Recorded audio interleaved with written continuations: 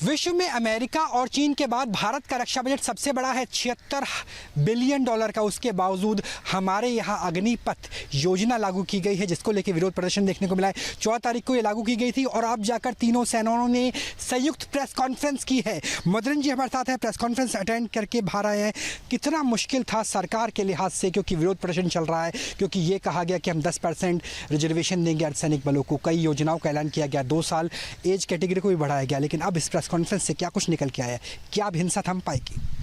देखिए, जो असमंजसता की स्थिति है, जो जॉब सिक्योरिटी की स्थिति है और ख़ास तौर पे इन तमाम मुद्दों को लेकर जिस तरह से देश के तमाम राज्यों में बवाल चल रहा है, उस बवाल को थामने के लिए सरकार की तरफ से बार बार प्रयास किया जा रहा है। उन्हीं प्रयासों के तहत इस प्रेस कॉन्फ्रेंस को देखा जाना चाहिए, जिसमें तीनों ही सेनाओं की तरफ से ये प्रेस कॉन्फ्रेंस का आयोजन किया गया। और जाहिर है कि जो डीएमए है उसने इस पूरे ही प्रेस कॉन्फ्रेंस को होल्ड किया। इसमें तीनों ही सेना के प्रमुख की तरफ से एक तरह से रिप्रेजेंटेशन जो है वो दिया गया।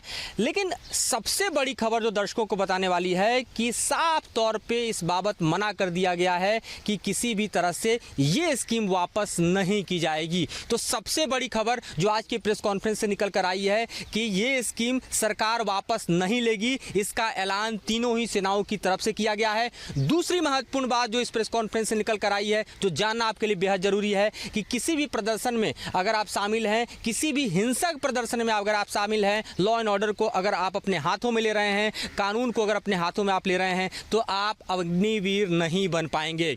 यानी आपका पुलिस वेरिफिकेशन नेगेटिव होगा, आप अग्निवीर नहीं बन पाएंगे। तो जो अभ्यर्थी इस तरह के प्रदर्शन में और हिंसक प्रदर्शन में शामिल हो रहे हैं, उनके लिए एक तरह से चेतावनी है आज के प्रेस कॉन्फ्रेंस के जरिए। और जो लोग इस मुगालते में हैं कि ये स्कीम वापस होगी, उनके लिए सेना की तरफ से कह दिया गया है कि किसी कीमत में ये वापस नहीं होने वाली है। राहुल मदरन जी, सबसे बड़ा सवाल ये भी है कि 4 साल के बाद इन अग्निवीरों का होगा क्या? क्योंकि जो 10% रिजर्वेशन की बात आई है, हमारे यहाँ 10 पैरामिलिट्री फोर्सेस हैं और 8.5 लाख से ज़्यादा उनकी स्ट्रेंथ है, यानी 10% 80,000 के आसपास आप मान के चलिए।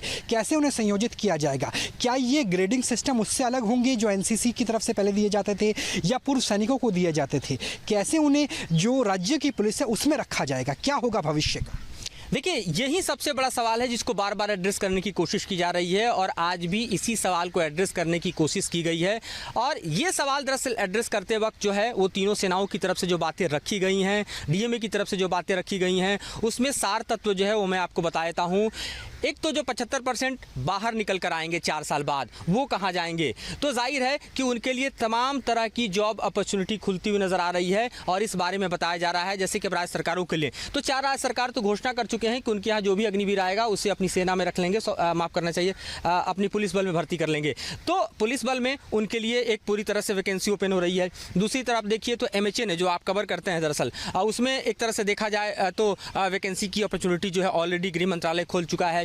इसके अलावा आप देखिए कि अगर वो एंटरप्रेन्योर बनना चाहते हैं तो किस तरह से उनको आसानी से लोन मिल सकता है, कम ब्याज पर लोन मिल सकता है।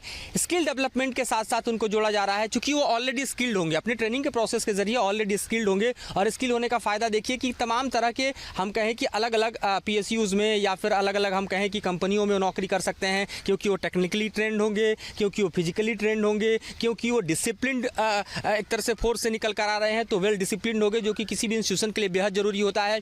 तो तमाम तरह की जो उनकी ट्रेनिंग दी जाएगी, वो ट्रेनिंग उनके स्किल में कन्वर्ट होगी और उस स्किल के आधार पर उनको नौकरियां आगे मिल पाएंगी। तो इस बारे में पूरा का पूरा एक तरह से खुलासा जो है वो और स्पष्टता करने की कोशिश की गई है तीनों सेनाओं के जरिए। एक सवाल ये भी उठता है कि अगर जो लोग जाएंगे सियाचिन में, जो लोग जाएंगे राजस्थान में, अगर कोई शहीद हो जाता है इन 4 सालों में, उनके साथ क्या होगा? क्या उनके साथ इक्वल ट्रीटमेंट की जाएगी जैसा बाकी सैनिकों के साथ किया जाता है भारतीय सेना में, नौसेना में या वायुसेना में? देखिए, सुरक्षा को लेकर सेना ने साफ कर दिया है कि किसी भी तरह का जो वर्तमान सैनिक हैं या जो अग्निवीर के तहत आने वाले सैनिक हैं, उनमें किसी भी तरह की मुश्किलात नहीं आने वाली है। उनकी सिक्योरिटी उतनी ही होगी, उनकी सुरक्षा उतनी होगी, उनकी सिक्योरिटी का अलाउंस उतना ही होगा। अगर वो शहीद होते हैं तो उसके लिए हम कहें कि इंश्योरेंस की पॉलिसी है, उसके ज़रिए उनके परिजनों को जो है वो पूरी तरह से हम कहें कि लगभग 1 करोड़ रुपए मिलेंगे। अगर फिजिकली जो है वो कितने % जो है वो अगर हम कहें कि अक्षम होते हैं तो उसके मुताबिक भी 75 लाख, 50 लाख, 25 लाख, 15 लाख, इस तरह से अलग अलग योजनाओं का लाभ उनके परिजनों को और उनको मिल सकेगा।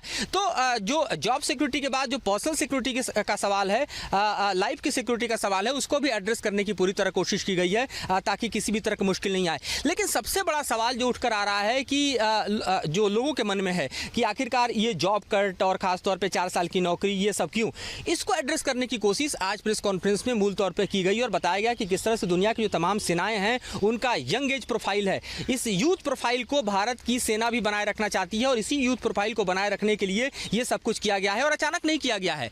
इसके लिए बाकायदे प्रेजेंटेशन में बताया गया कि किस तरह से कारगिल कमेटी ने सुझाव दिया था कि यूथ प्रोफाइल सेना का होना चाहिए, क्योंकि हम जानते हैं कि हाई एल्टीट्यूड में और खासतौर पे जो हमारा टेरेन है वो काफ़ी डिफिकल्ट टेरेन है और वहाँ पे हेल्थ इश्यूज काफ़ी होते हैं, तो भारी संख्या में जो यूथ है, यूथ प्रोफाइल का फोर्स है, वही जंग के मैदान में उतर सकता है। कारगिल की ही लड़ाई के बाद जो कमेटी बनाई गई थी उसने समूचा सुझाव दिया था कि किस तरह से यूथ प्रोफाइल बढ़ाना है।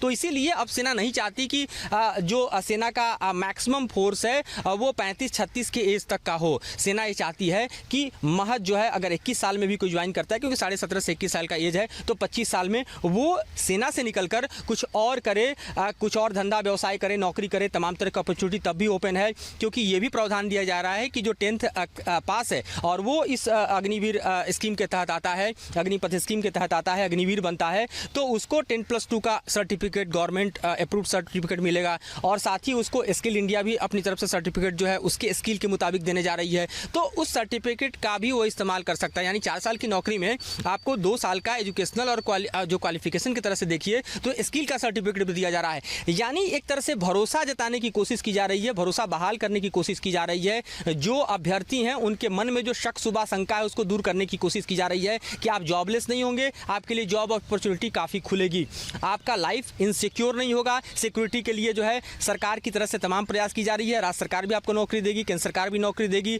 और आपके लिए अलग अलग जगहों पर आपके लिए रिजर्वेशंस भी क्रिएट किए जा रहे हैं। 10% रिजर्वेशन आप देखिए एमएचए ने खुद क्रिएट किया है, असम राइफल्स में भी आप देखिए 10% रिजर्वेशन जो कि अलग से क्रिएट किया गया है। तो ये तमाम अवसर, आपको तमाम लाभ मिलने वाले हैं और साथ ही आप 4 साल बाद निकलिएगा तो आपके हाथ में एक सर्टेन मनी होगी जिसका आप इस्तेमाल कर सकते हैं और साथ ही आपके पास एज भी होगा, यानी 25 to 30 का भी एज होगा जिसमें आप अपने करियर को जो दिशा चाहें दे सकते हैं। तो ये भरोसा बहाल करने की कोशिश की जा रही है ताकि आंदोलन थमे, ताकि ये आंदोलन रुके और साथ ही ये चेतावनी भी दी जा रही है। सबसे बड़ा सवाल यही है कि क्या अब आंदोलन थम जाएगा, क्योंकि एमएचए में जो मीटिंग हुई थी उसके हिसाब से सोमवार को भी बड़ा आंदोलन हो सकता है, हिंसा हो सकती है, बहुत सारी ट्रेन बिहार जाने वाली कैंसिल हो चुकी है, उसका रूट डाइवर्ट हो चुका है। लगता है आंदोलन थमेगा या राजनीति अग्निपथ पर अग्नि परीक्षा सरकार की लेती रहे? देखिए, राजनीति ही अग्नि परीक्षा ज़्यादा ले रही है ऐसा सेना के भीतर मानना है, क्योंकि जिस तरह के प्रोफाइल के लोग प्रोटेस्ट में आ रहे हैं, दरअसल उन्हें स्कीम की जानकारी नहीं है, ओवर एज के लोग हैं, कुछ लोग जो है नकाब पहन के भी आ रहे हैं, तो ऐसा लगता है जो इनपुट्स हैं कि ये पॉलिटिकली